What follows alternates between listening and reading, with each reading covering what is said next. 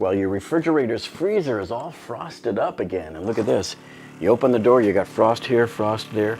You can hear the fan kind of grinding a little bit because it's blowing against some ice that's collecting up back here on the evaporator coil. So in this video, I'm going to show you how to repair your refrigerator's defrost circuit. It's very easy to debug. Do not call the repairman. They're going to charge you $300 and they will rake you over the coals for the cost of any part that they need to replace when the parts are actually dirt cheap. So here's what we need to do today, and I wanted to show you what the entire defrost system looks like. There's basically 3 parts that we have to diagnose and repair, figure out what's wrong here. So in your typical defrost system in your refrigerator's freezer, you have the evaporator coil here, and that's usually not your problem. Those things last forever. There's 3 main components here that control the defrost cycle. One is a little motor that goes right inside this housing here in your fridge section, and that is your defrost motor. And so your defrost motor inside here is essentially just a little clock that every 8 hours sends out a signal to turn on the heater here every 8 hours or so for a half hour to melt all of the frost that's accumulating. So your next component here is your defrost heating element, and then your third component here is your defrost thermostat. And it generally looks like this. It could be vertical, but you'll be able to easily identify all 3 of these parts here. So all you need to determine here today is which of these 3 components is failing. And it could be just one component, or it could be 2 components, or it could be a combination, all 3 of the components. And so that's what we're going to look at. Okay, step number 1 is we got to remove the food out of the freezer. You could put it into coolers, you can put it into another fridge if you have it, or ask your neighbor to take some for a little bit. Okay, so how are we going to test your freezer's defrost circuit?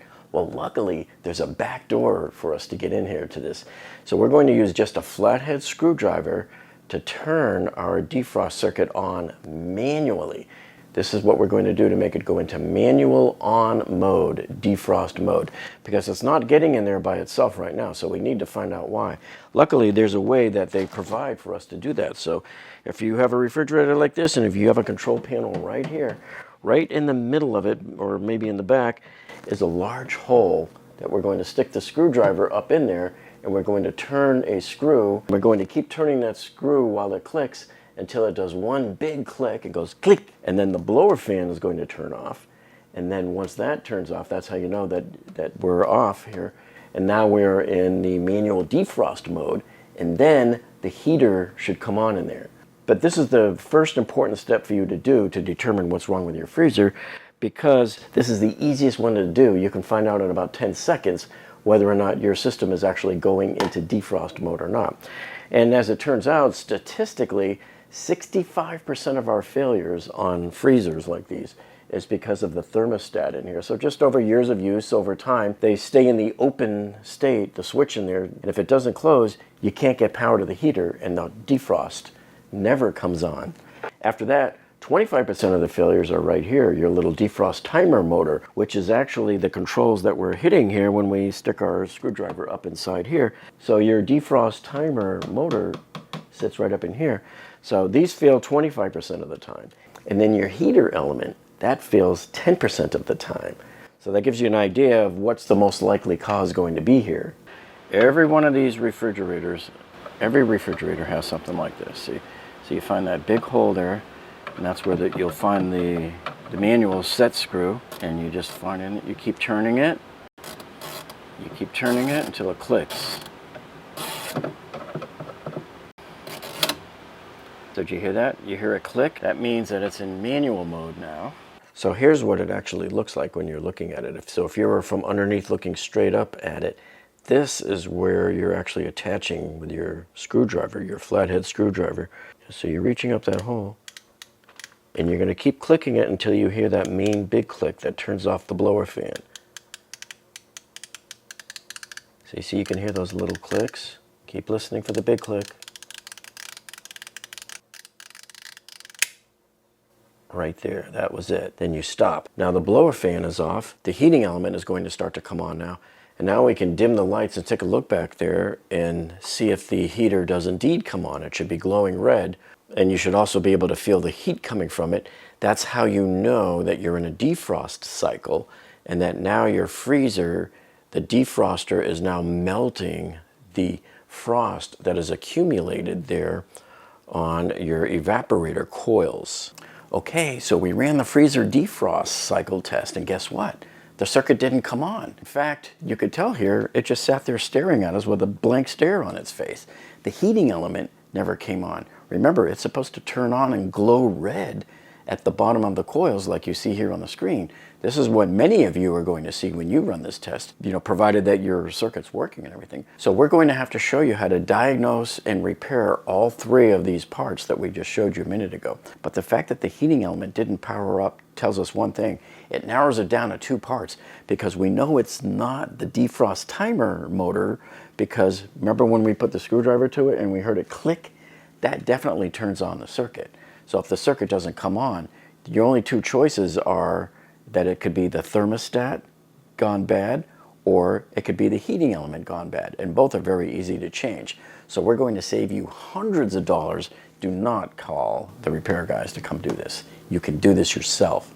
Now, for many of you out there, you did run the test and your heating element did come on. Okay, so what does that do now? What does that narrow down?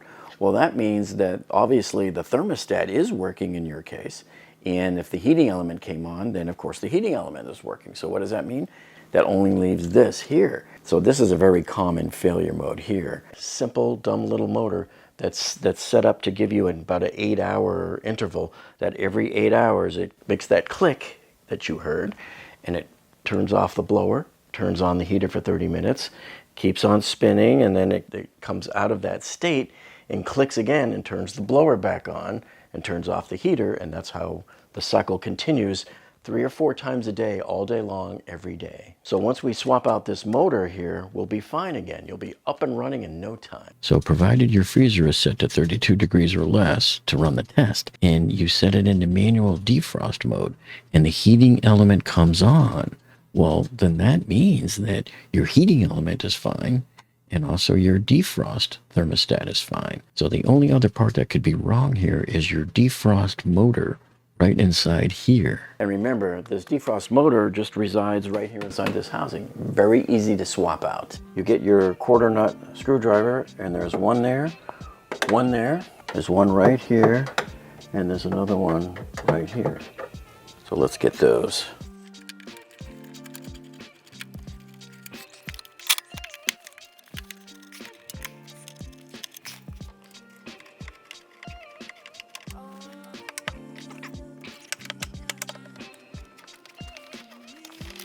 See, now there's these two tabs right here, these finger tabs. Squeeze them at the bottom so that they spread out, and then you should be able to just pull out the connector. So let me try to get a better grip on it here for you and show you. See, just like that. Now when we pull it out of the back of the wall, take a look at that hole there. You see that hole? That's a drain there. So that white piece of plastic from the housing that looks like a straw that you see there, that has to plug back in there when we're done. So just remember that when you reassemble it. And let's put it on the bench here and see what we have to do. Okay, so here's our apparatus, and here's that tube that I showed you at the back there. So just this plugs into that drain that you saw, and if water ever accumulates inside your refrigerator, it'll land in here and go out the tube. This is our part right here, ladies and gentlemen. There's your freezer's defrost timer motor right here. And then here's the new one that's going to go there. This is actually the easiest of the 3 parts to replace in your defrost circuit. And so in order to get this out of here, there's just 2 screws holding it in place. See, so there's 1 screw here and 1 screw here. And you might recognize that hole right there. This is the hole where we inserted the screwdriver when we went to put this timer circuit here into manual defrost mode. So we'll loosen the first screw here, loosen the second screw. We'll flip it back over, and there is your motor now. See, it's nice and loose. So we'll just pull him right off of there. This wiring harness connector here can be a real pain in the neck to get off. There's no tab securing it. Sometimes it's just on so tight, so you will have to pry it gently with a flathead screwdriver in order to get it out of there. Sometimes you have to pry it up a little bit with a screwdriver, But there you go.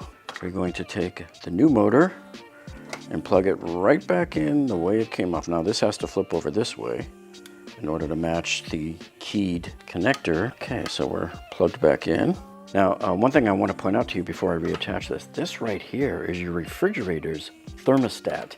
There's one here and there's one up in the freezer as well for the defrost circuit. So let's say you're having troubles regulating the temperature inside your refrigerator and it's dropping down to 20, which it shouldn't do. The temperature of your refrigerator, as soon as it gets down to 38 degrees, boom, this thermostat is supposed to click in because it has a line that runs all the way over here that we're going to show you. So it's constantly sensing the temperature. So once the temperature gets below 38 degrees, this will tell the freezer to turn off, and the fan will turn off too, so it can't keep on blowing cold air down to the refrigerator here. And then once it warms up above 38, it will tell the compressor and the fan and everything to kick back on again. Okay, so I'm just tightening up the screws on there now.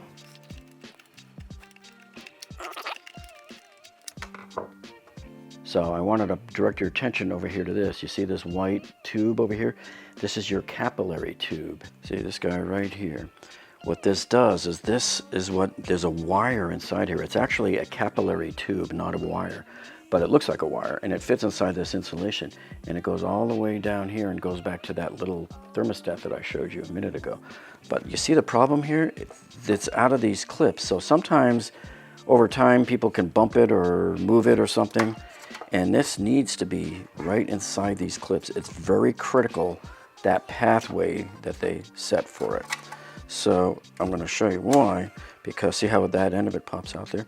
So you want to make sure that this is routed exactly through that spot, because that's the spot where it really needs it to be routed. They calculated that when they designed this. Now I don't know why it has to be that critical, but that is the way it is, folks. So we're going to put this back here and make sure it stays seated. That way it's in the correct orientation to sense the temperature in this area of your refrigerator.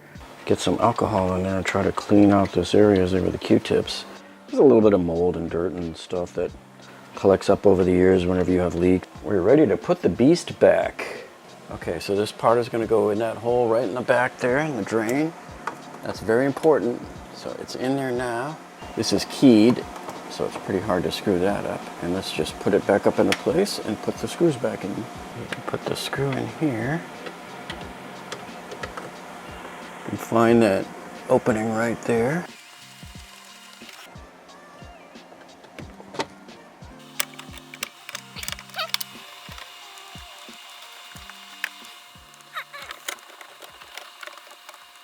So now that we've completed the fix for part number 1, when you ran your defrost test at the beginning, if the heater came on and you realized you needed to change your motor and you changed it already, then your fix is done. You don't need to check the thermostat or the heating element.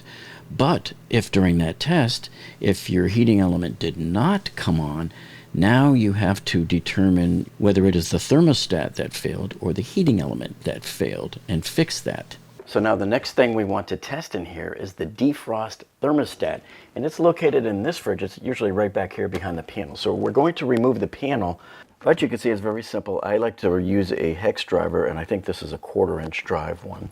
And there's only 2 screws on the back of the panel here, and we're going to undo both of those and pull off the panel, and the thermostat will be sitting right there. But you must test the thermostat when it's cold at temperature, 32 degrees or below. And the reason for this is what the thermostat does is when it's 32 degrees or below, the switch closes inside. So now you're connected. It's a short circuit. When it's above 32 degrees, it goes like this. It opens up. So it's like a switch. That's basically what it is. Open, closed, off, on.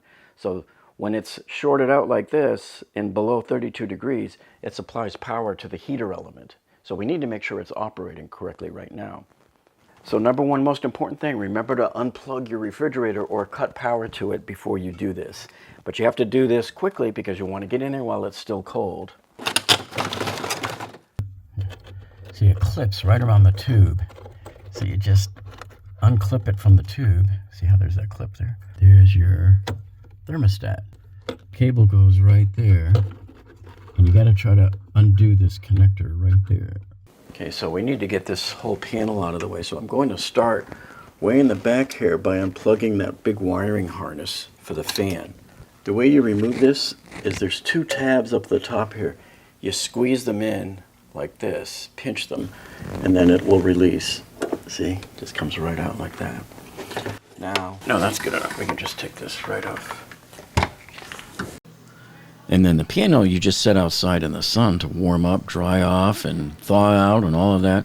But you can see really during the course of the defrost cycle failing how the ice just collected up there on the fan. See, it's on the fan blades. It's blocking the channel that goes down to the refrigerator, which is why your refrigerator was not getting cold. So there's all of the evidence you need right there. Now, the problem you might face here with your thermostat is, see here, the connector, you can plug a lead right onto that connector without any problem there and get that side there where the two dark blue wires are. The problem is now the other light blue wire that you'll see in a moment here that runs along to the left side of the freezer. There's no access to it, so we'll have to cut the thermostat out of the circuit to measure it. So, yeah, we'll cut the wire here, and then we'll strip them and retie them back together with wiring nuts afterwards.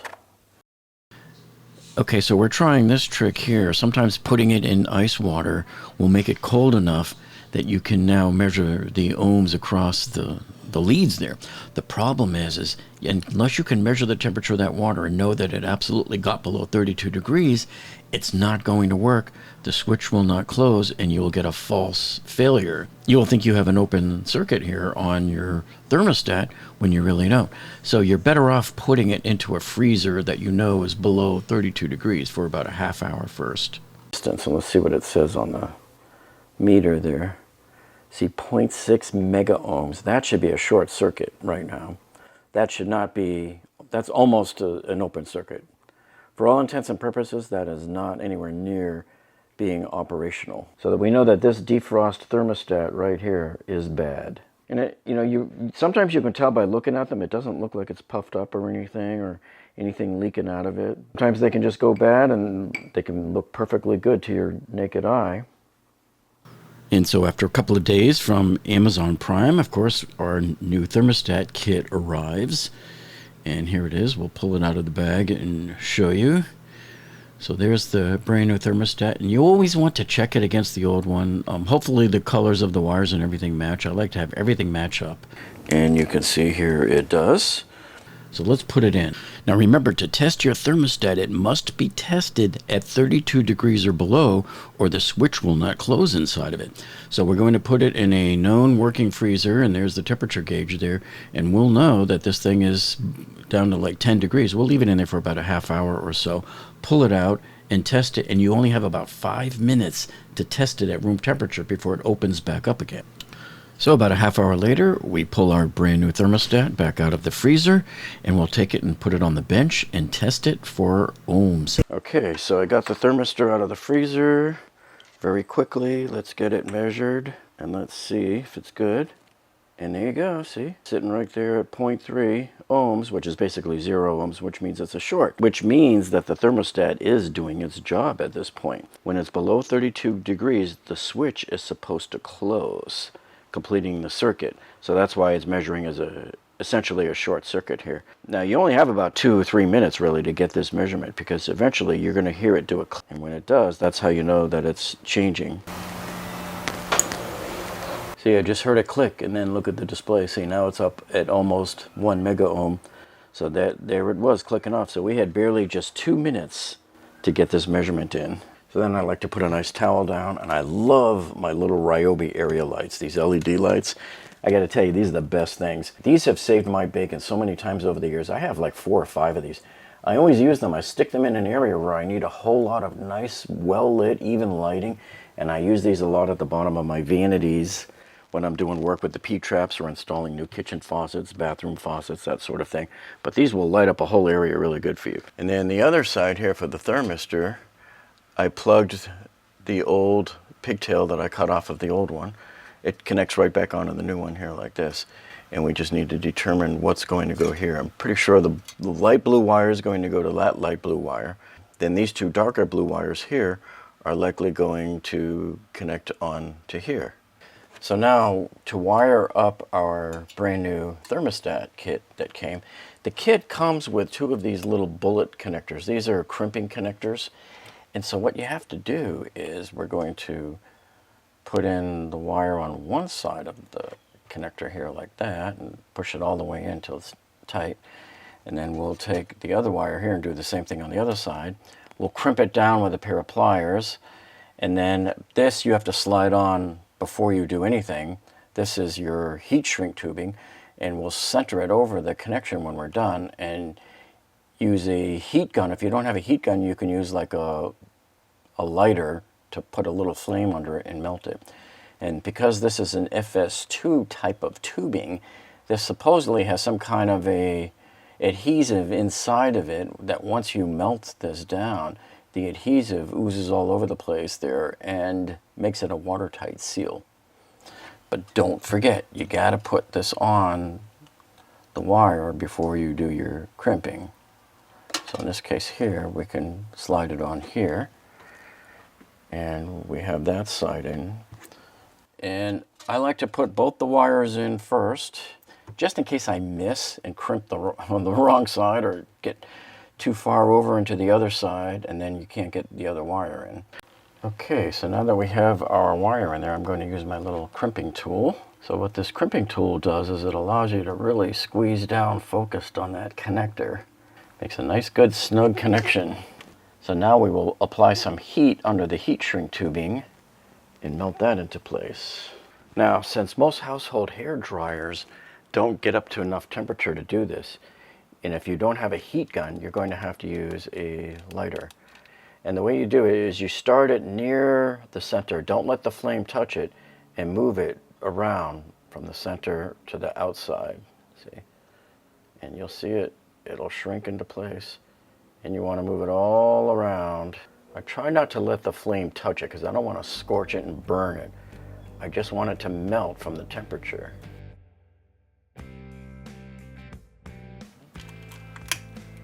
And you want to get it from other angles as well. You pretty much want the heat to go all the way around this heat shrink tubing. By the way, you see right there how you can see like a little clear plastic oozing out? That's how you know you did your job right and you melted the adhesive enough that it made that watertight seal around it. So you can continue applying the heat all the way around in different directions. But you notice on here how the wire coming out of the terminal block has that copper color, but the blue wire coming out of the thermostat has that silverish color. So it probably doesn't matter, but I'm going to just leave them the same. I am a fan of leaving things the way they were originally connected and working. So I'm going to put the heat shrink tubing on there. Then I'm going to insert the blue wires coming out of the thermostat into its little connector. And I wish they would send us a third one. They didn't. They only sent us two. I guess they just assume you don't have that extra third wire there, which is a bad assumption. And again, we're going to crimp.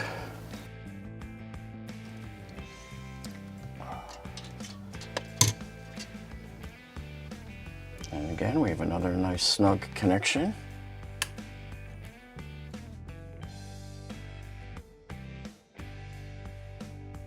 And again, you can see the clear sort of rubbery plastic there oozing out. So you can see some of it right there. So that's how you know you did a good job. Now for the last wire, I'm going to put our little heat shrink tubing on there. And we have no choice. We have to twist this one together, because the kit didn't come with any others, and we had to cut both of those wires to get all of these put into place, see?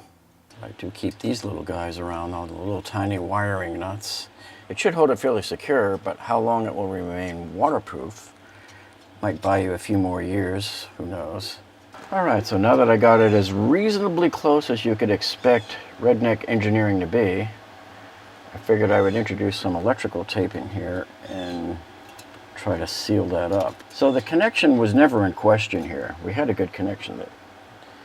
The only issue here was how well was it sealed up. So that's what I'm hoping that little bit of heat shrink tubing combined with this electrical tape that I've introduced onto it will help seal it up. That's as good as you can get here without going and trying to find a whole other connector and redoing the wires from there. So now we're going to hang up our thermostat. See, he just clips right on there. And then all of this wiring, you can route it back up to these clips so that it's off of the fins here. You don't really want anything here to be hanging on these fins. And they didn't really give us a whole lot before. You can add a couple of twisty ties if you want there. So you can see there's your new heating element here, and it's connected on that side, and the thermostat is now connected, and everything should be fine now. We should be able to turn this back on and shouldn't have any more problems with the frost collecting. But you won't know for a couple of days really whether you're collecting frost. I would give it 4 or 5 days. All right, so we got it hooked up, but how do we know it's working without having to wait a few days? But don't you remember I showed you that step earlier? How we can force this freezer here into manual defrost. So now we're going to put the back panel back in and hook it back up. And let's see. So you just take the screwdriver here like I showed you, and you find that big round opening, that hole on the back of the housing here, and you just insert it up in there. And you're going to keep turning it counterclockwise. You'll hear the little clicks. You hear them? And you want to keep doing that until you hear the one big click, and you'll hear the blower click off. There you go. I just heard the big click, and I also just heard the blower shut off. Now you don't do anything for a minute or two because you just want to give the heating element time to warm up so we can see if it's on. Now I'm going to turn off the lights. See how it's glowing back there in the middle? See, so there you can see the heater is on right now. The heater will run for about 20 minutes. And it should melt all of the frost that's developing there, you can see. And I can already see it dripping down there. So it is finally doing its job here. And hopefully this should solve our problem. So about 3 or 4 times a day, if our defrost circuit is running correctly, this cycle should happen. It lasts for about 20 to 30 minutes or so till all the ice is melted, and then it turns back on again automatically. Okay, so knowing where our heating element is here, it's the bar going around the bottom. We want to test it. So we want to put leads on both ends of it. So we're going to disconnect that end. Oh yeah, there we go. See, so now you have an open lead on this side of the heating element and an open lead there. So now we're going to take, and it doesn't matter which one you put in. You put our leads in from the meter. So we'll get that one wedged in there. And then let's put our meter right here. Put the lead in on the other side. See that? So I took it off, so now my meter is reading an open circuit right now. So you might see something like that on a bad element also. See, look here. Now there's some kind of wrap around it. I don't know if it's black tape, but look at the wire. The wire has separated from it. See it back in there? You see it back in there? The wire has come separated from the heating element. This thing's dead, it's broken. Okay, now to replace the heating element, here's what we have to do. See how the entire evaporator coil sits in the back there? The heating element is this entire little dark tube running across the bottom, and it comes up there. Wire here, all the way across the bottom, and wire right over here. Okay. There's a little clip on the bottom here. It's like a strip of metal.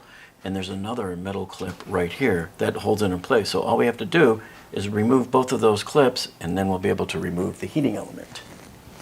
Okay, so we got the clip undone, so you just have to undo it there. And then the heating element will easily come out of this side, like this. Now we just have to do the same thing to the other side. All right, so we got this clip on this side over here to finally unwrap, and then the whole thing drops down. But man, take a look at this. There's something wrong with the way this burnt. Okay, so now that we've removed the 2 bad parts, we're going to plug everything back in and just turn on the fridge so we can at least have a cold freezer, and you can at least have your cold refrigerator back. This will buy you a couple of more days until your parts arrive, or unless you can go someplace local and find the parts in stock and then bring them back here. But this is okay. The freezer will freeze over probably in about 2 or 3 days, and then you'll just have to remelt the ice again or put in the new parts if they arrive in time. So this is your entire heating element. So just this part clips across the bottom of the evaporator coil. But see, years of whatever, there was some scorching going on here. And there's a close-up shot of it there. So that sucker's toast. That's why it was never defrosting. So you had this plus the defrost thermostat were shorted out. So something had caused that defrost thermostat to short out or go bad, and then this thing broke. And then of course this is what the clips look like that hold the heating element onto the evaporator coil. These are kind of a pain to deal with because the slots are really tiny, and it's hard to thread the eye of that needle right there when you're trying to hold the heating element with one hand. It would be nice if they had something like this, but you just can't use plastic because it will melt. You should always expect to be replacing more than one part. I have the old heating element here, and here's the new heating element. So I'm just going to hook up the leads and measure the resistance. So one lead goes there, the other lead goes here, and watch the display. See, it's measuring 30 ohms right now. That's textbook exactly where you're supposed to be. These can read anywhere between 10 and 100 ohms, but they usually come in around 20 or 30. And so that means that this is a fully operational and tested good heating element. So in order to reinstall the new heating element, here's what you got to do. We just reverse the steps. So what you do is you just grab this part, and there's usually a lot of styrofoam in there, in that piece. And then you can see it's just resting on that plastic piece right there. And then this slot that you see right here, that's where the heating element is going to come up from underneath and kind of pull back and be held in place. It'll be pinched in place there. And then we'll do the same thing on the other side as well. And one thing you want to remember when you're doing this is don't pull this out too far. You don't want to break any of this tubing because then all of the gases will escape. And you don't want to bust it because then you will have to call in a professional, because a licensed professional has to come in and deal with it when you have a leak and be able to fix it and then pump in new refrigerant. And that can be very costly. So I'm going to just take the heating element, stick it underneath. I'm going to pull the cord back in there. So then I've got the strap here. The strap will go under it like this. Thread the needle there like that. And you can move your light over here. On the other side, you got to get this wire around here too, see?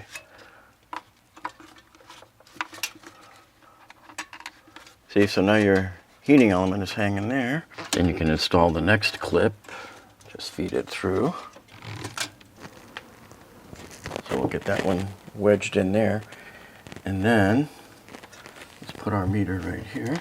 So then we'll come over here and put the lead in on the other side and test it. See, there you go. And that's exactly what we're supposed to see, the 30 ohms that we showed you before. So anytime you measure your heating element, it should be between 10 and 100 ohms. In the mega ohm region, or if it just says OL, then that means LOL, you have a bad element. Now we're just going to plug in this left side of the heating element to its original plug, and it should be keyed, so I think it goes that way. Yep. So we'll put that wire right there.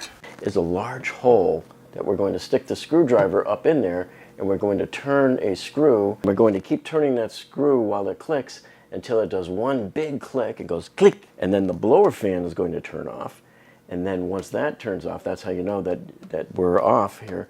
And now we're in the manual defrost mode, and then the heater should come on in there.